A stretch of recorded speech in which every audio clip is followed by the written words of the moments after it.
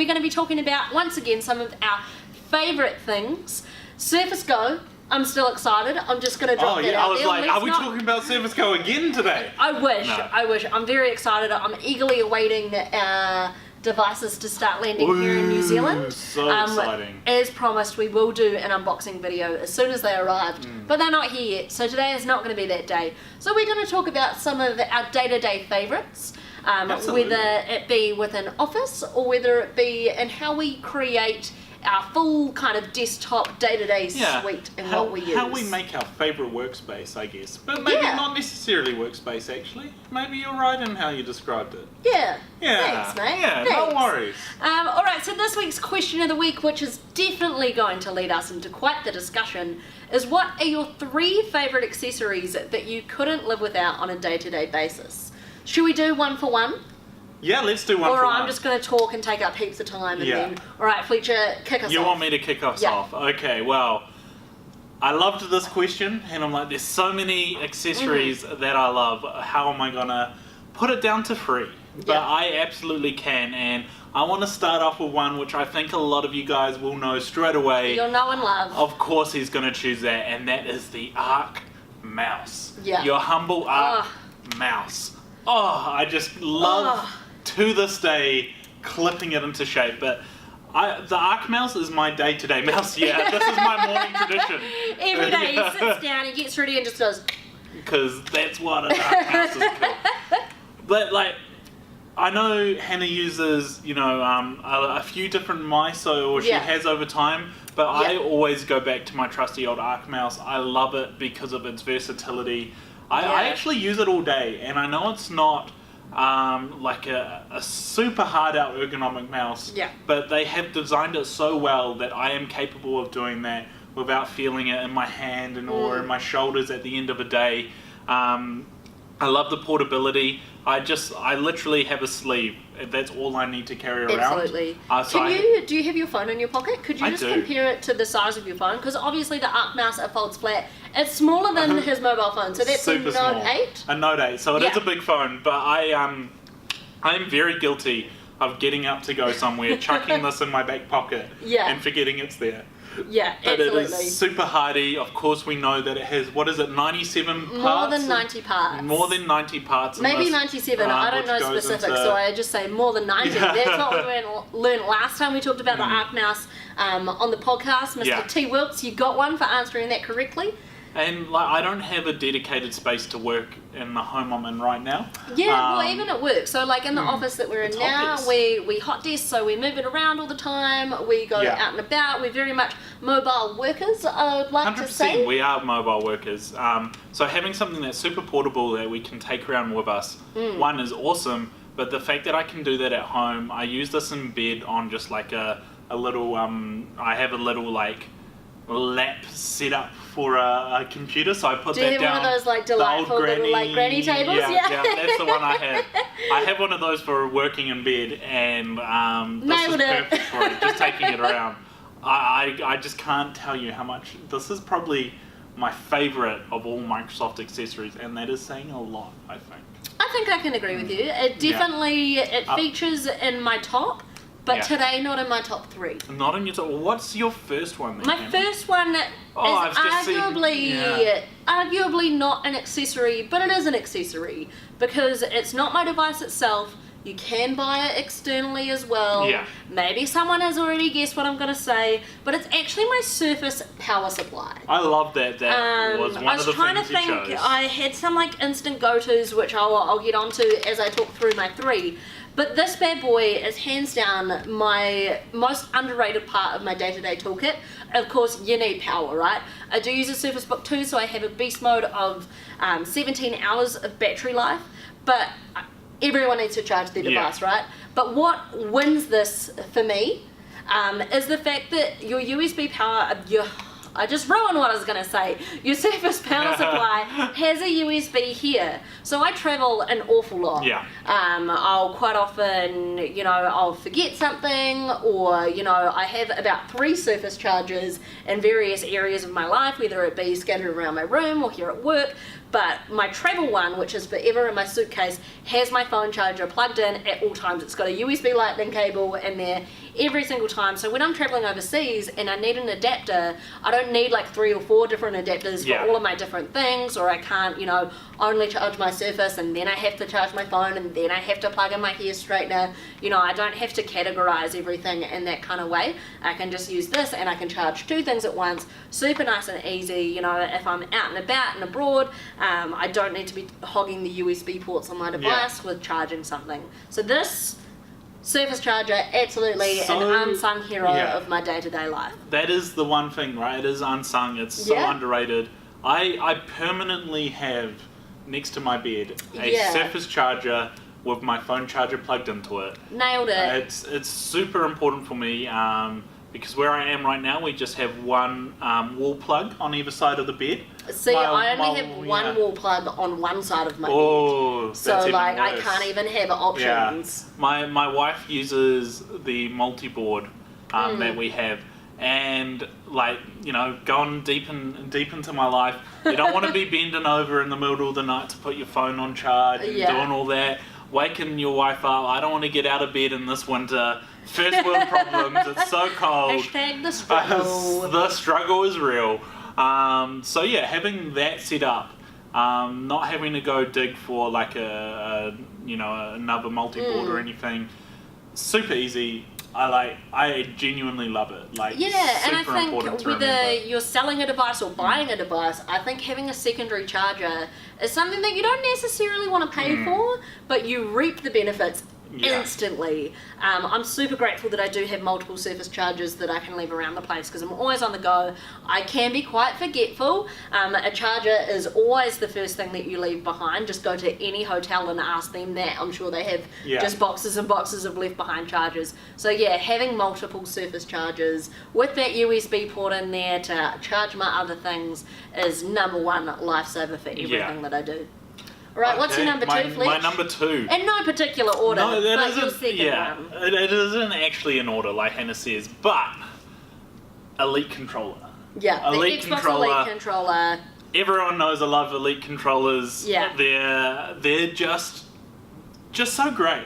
So you guys know that I'm a bit of a gamer. I like to game in my spare time. So an Elite controller is really important to me, because I have such a better gaming experience with one of these than I do with a regular Xbox controller.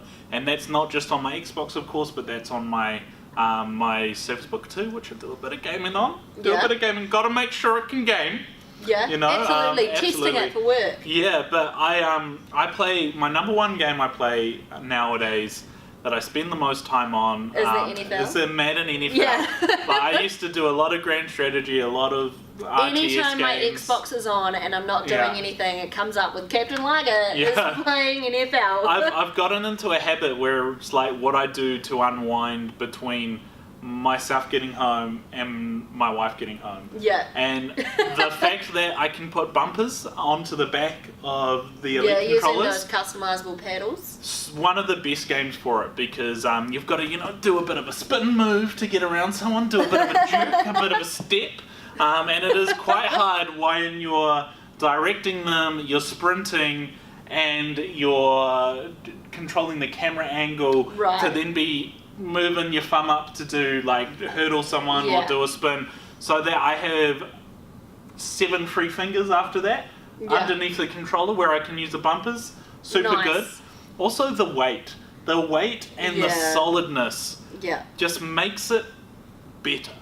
It just makes it better. And I always anytime someone says the word better, makes me cringe a little bit, but I agree with you in this instance. There is nothing wrong with a standard Xbox controller. Absolutely nothing. But this is better. Yeah, this, like I say, gaming is an experience, right? And the normal Xbox controller is your gateway in.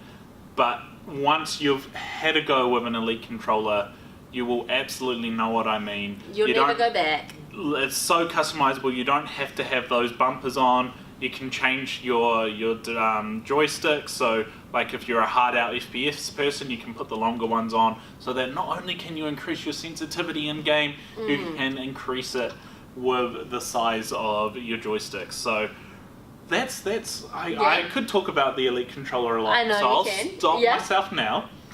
And I want to ask you, what's your second? My second one, in no particular order, is the almighty Surface Pen. And any digital inking pen. I've recently had the delightful opportunity to test out some other OEM devices as well. And any digital inking experience is what I'm all about. It's something that I consider super important in my life.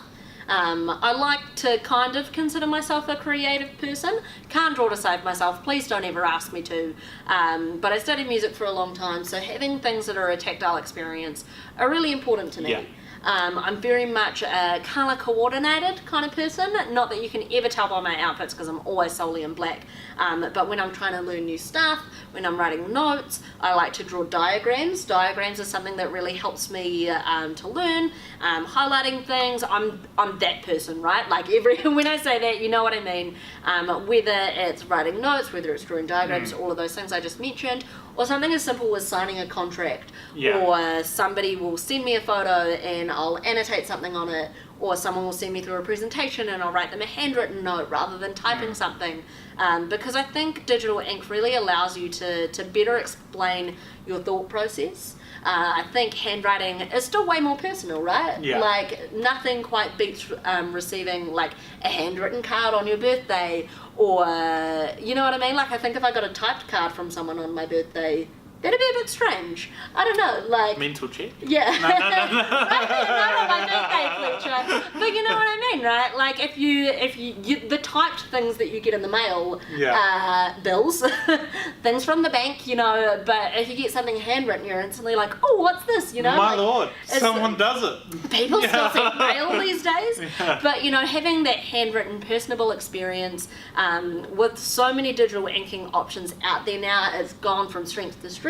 With the Windows Ink workspace to all of the inking features within Office, within Microsoft Edge, couldn't live without my Surface Pen. Absolutely. And sorry, I've just remembered as well. Okay. If you didn't know, there I is... thought I was about to die. Sorry, there is a button on the top of the Surface Pen, and this does relate Presentation clicker. You took it from me. I'm so getting sorry. there. So you can program it to open different things, whether it be going into the Windows Ink workspace.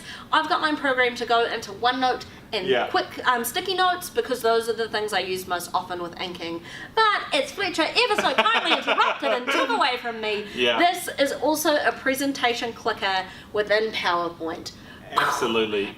It's so good. Wow, amazing. So like for example, if you're a business savvy person and you don't think that you'll handwrite things very often, that instantly adds value to this pen, whether it be a contract or a document here and there that you're signing. That one click to go through your presentation, hell yeah. So good, yeah. And like I'll just build off it because I knew Hannah would choose a pen, so I kind of like got 4 guesses. So like it was kind of like getting 4 guesses without having to take away from another writer. But like I really have been using Windows inking within Office and in general for conveying ideas more and more nowadays. And I think Hannah saw me do it yesterday.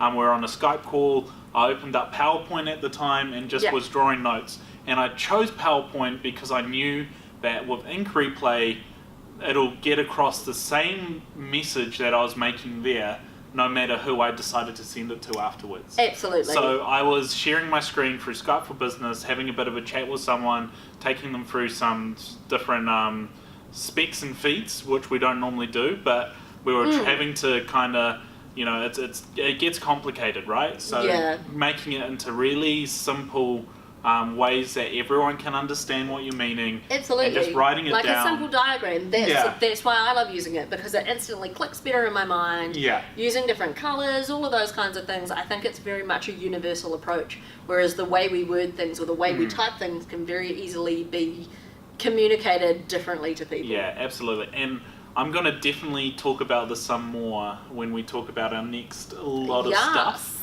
But I better go on to my third one, right? Yeah, I better move along. I don't have one here, but the good old wireless display adapter is my third choice. Yes. And I love the wireless display adapter. It is my life. Yes. because of what I do. So Yes. not only yeah, pretty much, yeah, right? Like, Yes, so I much always yes. have one here. I just left mine upstairs, which is why I don't have it to show you right now. Like, I'll insert a picture of yeah, one. we'll insert a picture. Or hang on. But it's so useful, right? Not only to plug into a display when I'm out and about and presenting to you guys in store, or you know, at an event or what have you, but it's super important for when I'm at home as well. Like I said, I don't have a work setup right now at home. Yeah. I'm very close to moving. I'm moving at the end of this week, in fact. Woohoo. House tour with Fletch. Probably not. That's really invasive into your personal life. We might do one. We might do one to show you my setup. Yeah. Because I'll be excited to show off my setup. Podcast promises. Yeah, podcast promises. But in the meantime, I just plug it into my TV.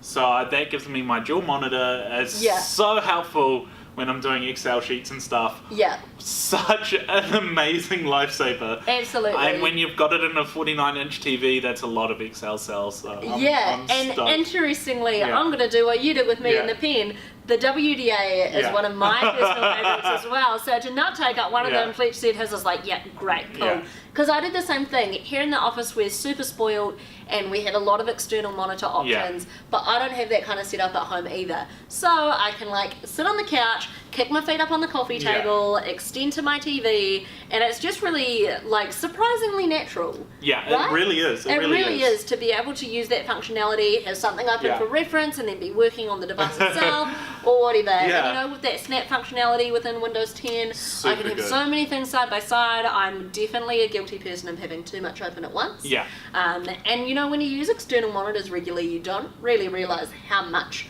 you're doing at once, right? So I'm all about the multitasking life, all about, you know, being free from wires and all of that kind of stuff. So the wireless display adapter, great 10 out of thing to 10, have. wicked accessory. Super recommended, just to make your life in general easier. In so many aspects. Absolutely, and with, you know, so many different ports and devices, you know, some devices still have an HDMI port, some have a USB-C, some still have a mini display adapter. With so many different things, having a wireless display adapter, whether it be in your home, whether it be in your workplace, I think that that's such a great solution, because no matter what device, what Windows device you have, you can connect using that as well. 100%. Yeah. So what is your third? Lucky last. I decided to do this one last is because it is my day-to-day. Fletcher started with his mouse. Fletcher mentioned that I use an array of different mice depending on what I'm doing. I love an Arc mouse as well. If I'm traveling, if I'm out and about, that is what I use. Also love my Surface mouse. If I'm using my Surface Pro, I'll very often use the Surface keyboard and Surface mouse. But I'm using my Surface Book 2 more and more. I do a lot of video editing in this podcast. And I've actually found, interestingly, my most common mediums of interaction with my device, mouse, I went to say mice and mouse at the same time, are using a mouse, touch, and ink. Really surprised at how little I actually use a keyboard a lot of the time.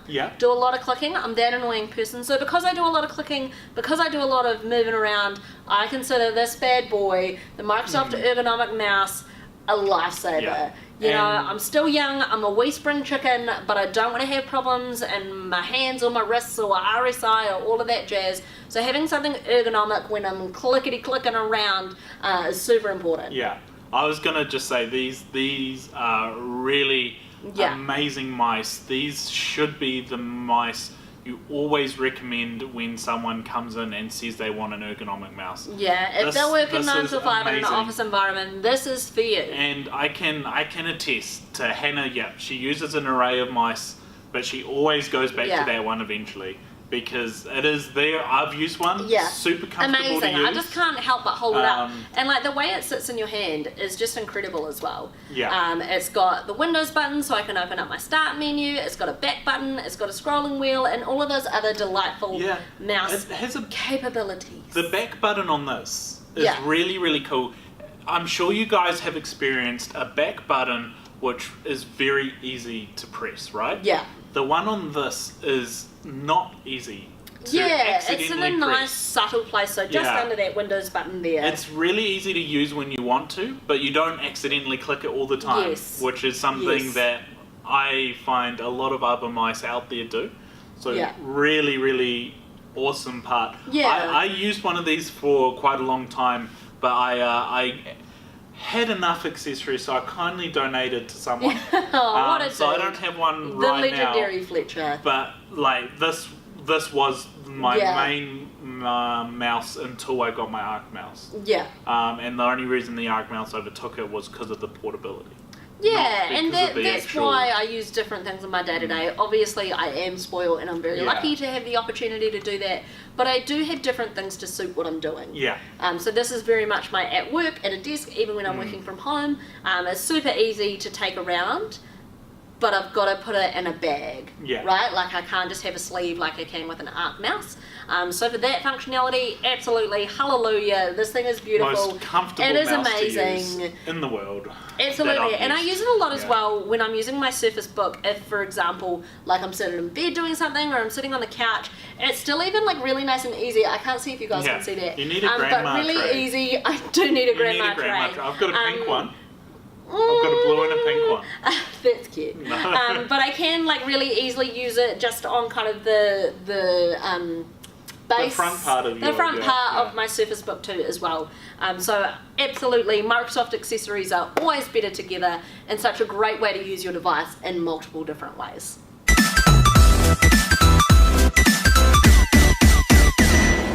My gosh, Hannah, we've still got so many things that we want to talk about. Very much our favourite things podcast, as we said at the beginning. So we mentioned that we're going to talk about something office related, and today we want to talk about OneNote. Anybody who already uses OneNote will probably be quaking. And what I love so much about OneNote is that it's so comprehensive that everyone I know who is an active user uses it almost completely differently. And one thing I do want to shout out is OneNote is a very simple program. Yes. It can be what you want it it's within its functionality. Mm-hmm. And I think one thing that can almost be a little bit intimidating for some people is seeing some of the big notebooks that other people use. Yeah. Don't worry, because it intimidated me at first. I'm like, I was like, am I using OneNote right? I'm not doing it the same as everyone else. But I have grown to love it because I decided, you know what? Don't concentrate on what everyone else is doing. Use it for how I need it to be used. Absolutely. And it is now my go-to for collaboration. So obviously OneDrive is huge for us. OneNote is huge for particularly Hannah and I to work together to plan. Yeah. I've actually got OneNotes with friends.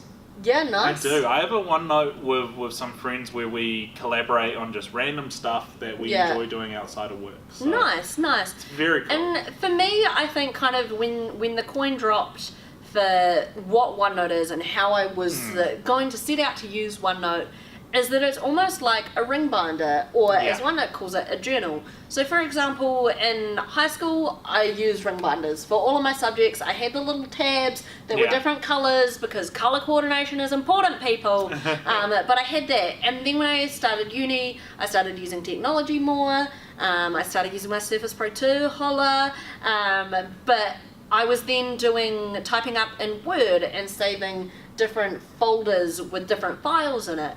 OneNote is very similar to that, but it's all in one place. So instead of having heaps of different files in one place for the same thing, it's very much your color-coded tab with different pages. You can have different journals, as Fletcher said. So for example, I have a personal journal, I have a journal with Fletch, I have a journal with people that we work with over in Australia, all kinds of different things. You can password protect, so only those specific people can do it. People can't just hack into your OneNotes, putting that out there. You do have to share it with them. You can do awesome things like turn on, I think it's called view authors. I'll correct myself. So for example, if there's heaps of people in a OneNote, you can see it initials next to what's typed there or handwritten there, who has made that change and who has done that. Absolutely. And I'm going to fire straight into what I was going to talk about, if that's absolutely, go for it. So we're going to talk about some different aspects of OneNote. And what I want to talk about is OneNote from an education standpoint. Nice. So Nice. OneNote is huge in the education space. Many of you guys will already know that, but there are a specific there's a specific way to create a OneNote for a classroom, and it's just called a OneNote class notebook. Yeah. It's very, very cool, and it's something that anyone can actually do. Awesome. Like, anyone can do it as long as you've got a Windows 10 PC and you've got OneNote. You can create one. So all you need to do is you go online and you say, yep, this is what I'm creating, and it'll take you through some super simple steps. Yeah. I was so happy with how easy and simplified it was to do. Anyone can do it. That's because what you want. Super straightforward. And like, especially in education, when you're dealing with a variety of different schools and they'll use everything a different way. There's teachers who have their own ideas. There's teachers who might not be so confident on technology compared to others. The simplicity of it is super good. So you make a name for it. You say if there's any other teachers you want added to it. And then you can start adding in people from your class, so students as well. And the important thing of having teachers and students separate is because teachers can see all their content. Yeah. And students, you only want to be able to see either their own content or content where it's a collaboration space. Right. So really, really cool. Once you go through those steps, you can add in different sections. So there's a whole bunch of stuff that's already there, which will go straight into like a student's notebook. So you could have a homework tab. You could have a research tab. You can have a like to-do list, assignments. You can add as much or as little as you want in there, and it'll all come up with like separate tabs that they can go into and add their own stuff in. Yeah. You can actually set what's going to be going in there, and then they can work on it. They can, take stuff out of the collaboration space. They can add anything they want in, which is so important in OneNote. So once that's all created, that's it. You've got a class notebook, and then once you're in there as a teacher, you can go into your collaboration space, and you can see what everyone's doing. You can populate that area with information. Awesome. You can go into individual people's students' notebooks, see what they've been doing. You can, mark their work in there. Yeah. Make sure that other kids can't cheat off each other or can't be cheeky and put notes in other people's work. Yeah. And then you've got your teacher space as well. So you can have all your information you need in there, whether it's marking sheets, whatever. So awesome. that on its own is awesome.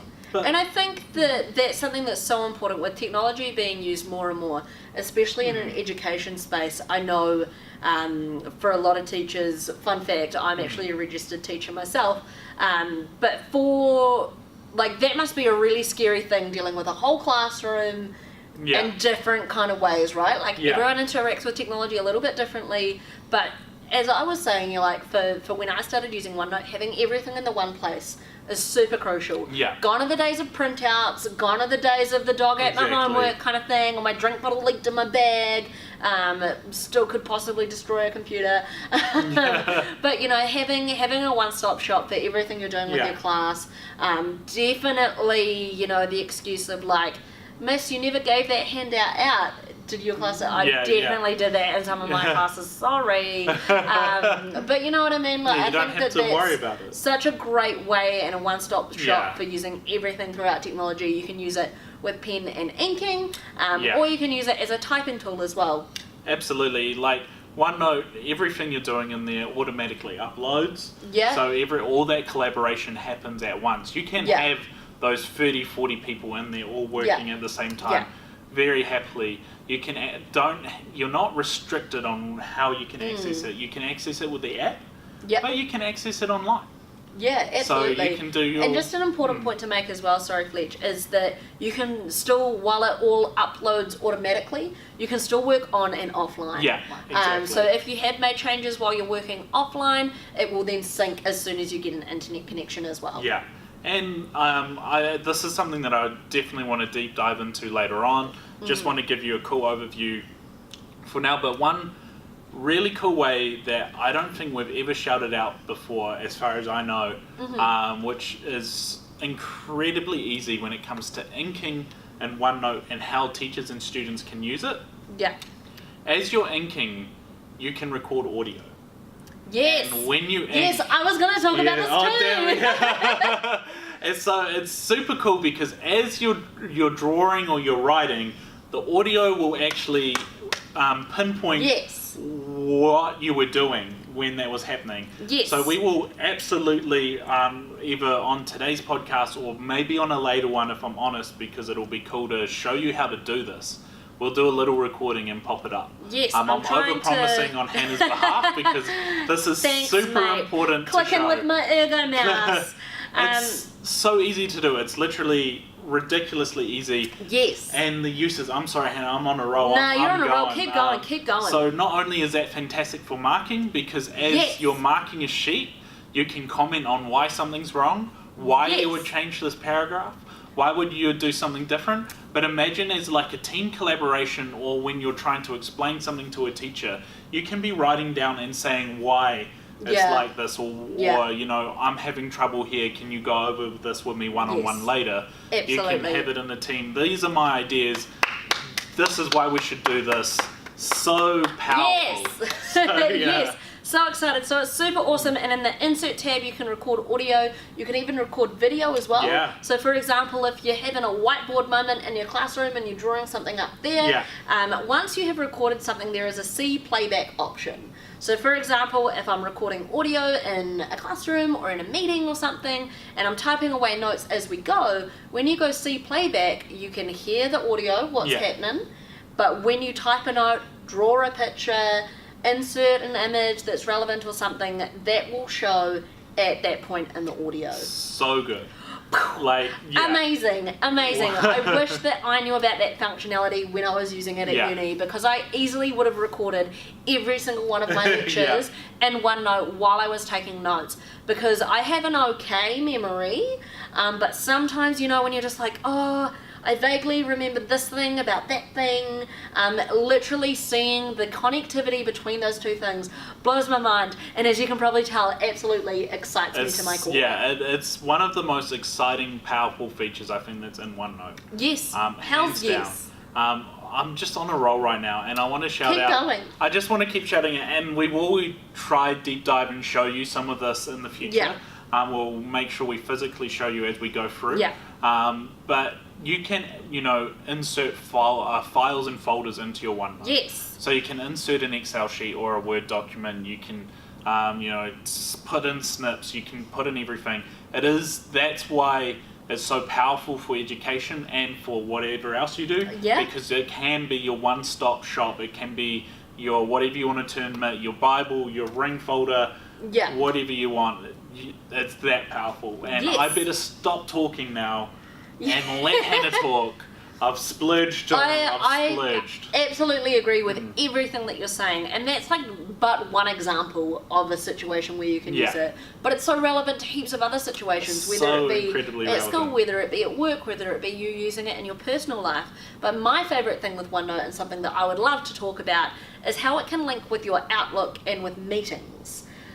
So that recording feature, hella handy in a meeting as well, so it doesn't become a he said, she said, or, you know, maybe something gets said and someone forgets about it.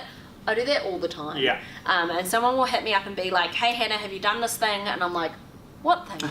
What are you talking about? I don't know. Oh, we discussed that last week in a meeting. Did we? I forgot to write it down, so I've missed it. So I've started using OneNote a hell of a lot more, and you can link that to your meetings. So when you create a meeting from Outlook, you can link meetings, but using Office 365, it also links to my Outlook account as well. So when I'm in OneNote in the Home tab, there is a meeting details page. Good. So I can crack that open, I can see all of my meetings for the day, I can open up one of those and I can start there, I can bring it up, I can see who's attending, it comes up with a little like to-do kind of tabs, and I can tick people off who attended, who didn't attend, and I can share, I can either go email page, share that right out to that person if they're not in the OneNote, or I can go into file and I can share my OneNote, as a PDF, as a Word document, or as a blog post. Oh my lord. Even. Like, the way that OneNote interacts with everything is incredible. Yeah. But wait, there is more. There is one quick thing that I want to touch on as well. Just so excited. There is a lot of tagging options. So you can do a to-do list, you can do a star for important. There's all kinds of things. Website to visits, passwords. I'm looking through this now. Music to listen to? Music to listen to. I need to use that more. I hate that you brought that up because that's going to send me on a tangent. But when I was in high school, when I was studying for my exams, as I said, like, I'm a musician, so I listen to music all the time, every time I'm doing something. But this is my old school way of doing it. I went through my notes, I hand wrote study notes, put them in a ring binder, and at the bottom of every page, I wrote the song that I was listening to at the time. And I used that as a tool to memorize. That's so weird because tangent. I read a lot, and when I hear songs that come on that I was listening to when I read, I subsequently link those songs to where I was reading. It's almost like a movie soundtrack, It's so funny. right? Yeah, it is. Yeah. So I think that that's really cool. Like, there's music to listen to, book to read, movie to see, all of those kinds of things that come up in conversation that you can tag yourself, leave yourself a little note. You can create to-do lists and tags as well. But you can also link an Outlook task. So what's really cool about that, for example, if you're at school and you have homework due, or if you're in a meeting and something is assigned to you, you can set it as an Outlook task from within OneNote, so that pops a reminder into your calendar and you get a reminder a day before, 15 minutes before, whichever you set it as, so that connectivity comes up so you don't skip a beat. And this is something very much, as Fletch said, it might seem a little bit overwhelming, it might seem a little bit daunting, but as soon as you actively know about these things, and start using them in your day-to-day life, it absolutely will revolutionize the way that you do things. 100%. Just start simple. If this is stuff you want to try to utilize, start simple, and I guarantee that that'll just keep expanding. And that's what I had to do, because like all these examples that we get of OneNote, we got a lot of cool, powerful tools. I was like, my gosh, these are so in depth. How will I ever get to here? Yeah. But starting simple, I've just gone. I'm actually real happy with where my OneNote kind of like ability is and how much I utilize it now. It's so good. Absolutely. And as we said at the beginning, everybody uses this in different ways. Everyone I've met and spoke to OneNote about gets hella excited. They'll show me their OneNote and it's completely different to my own. Yeah. So if you guys use OneNote, we'd absolutely love maybe share some screenshots or something, and let us know how you use it and what some of your favorite features are, because I can guarantee that I will learn something from that as well. Yes, please share.